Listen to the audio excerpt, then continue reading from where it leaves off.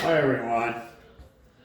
I've got on the whiteboard here a recirculation system that I dreamed up and installed in my house to solve a problem that I created for myself.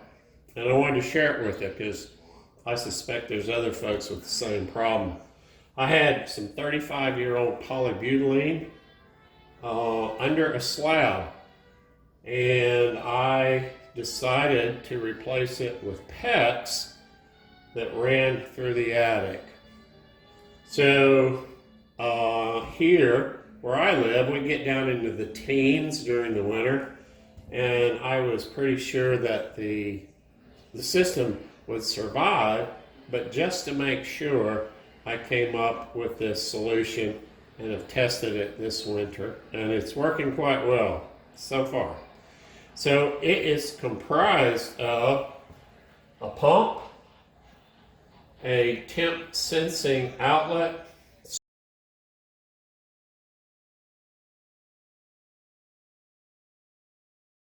switch, and a control valve. And so what I have is on the temp sensing switch a sensor that attaches to my hot water supply line. This is the farthest point, which is about 80 feet. Off of this switch then, or outlet, I run an extension cord to the valve, and I also run an extension cord to the pump. So what happens is this temp sensor, once it reaches a sense of temperature below 2 degrees centigrade, will enable the outlet. The outlet will turn on, enabling the valve. The valve will enable water flow from hot to cold, coming from the hot water tank back to the hot water tank. And then it will also turn on the pump. So this is going to take place in the realm of about 2 minutes. I have about 75 feet of PEX. I have an extension cord. It's about 80 feet long. I put in an outlet that was close to this valve, and I put the outlet on a switch so I can turn it off in the summertime. But that's all there is to it. So once the switch is enabled by a temperature below 2 degrees centigrade, we have hot water coming up through the valve, back through PEX into the cold water tank. I put my sensor on the hot water side because for safety, well, I don't know if it's safety reasons, I determined that if I put it on the cold water side, it may sense a temperature that would be below 2 degrees centigrade, tell the valve and the pump to turn on.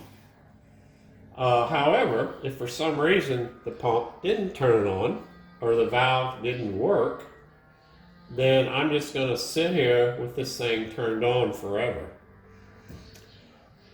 Which may not be a bad thing. I just chose to do it another way, and that is put the sensor on the hot water side so that if I can at least get hot water to here, and this valve fails, I am taking care of my problem with 50% of my loop.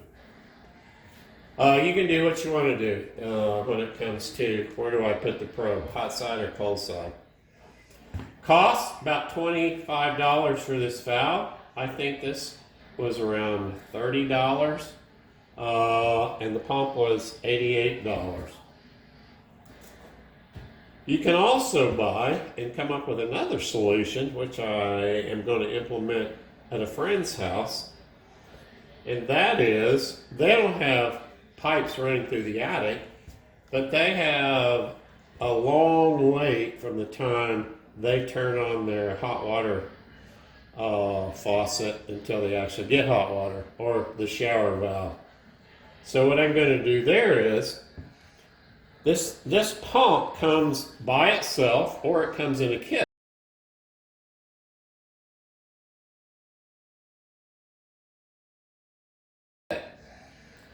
with a remote valve that is mounted underneath the sink.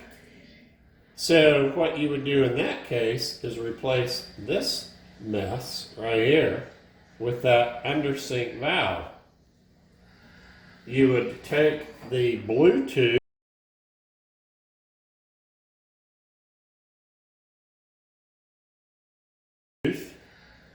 device, which has an outlet at one end, plug that into an outlet, plug the pump into the Bluetooth outlet, put the control valve underneath the sink as it's meant to be placed, and it has a cold and hot water supply line input and a cold and hot water supply line output.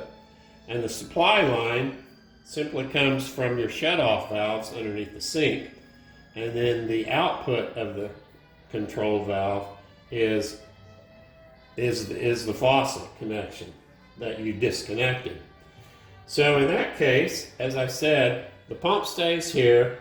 This is replaced by that control valve mechanism.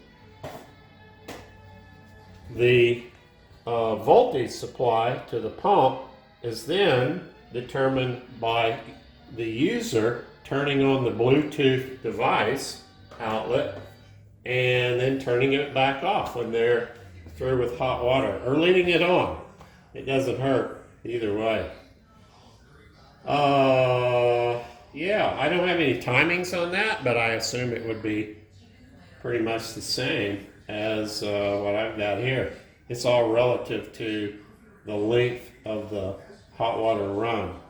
So that's it. I thought it was a good idea. You may implement it, and if you do, good luck. I'll be interested in your comments. Thanks.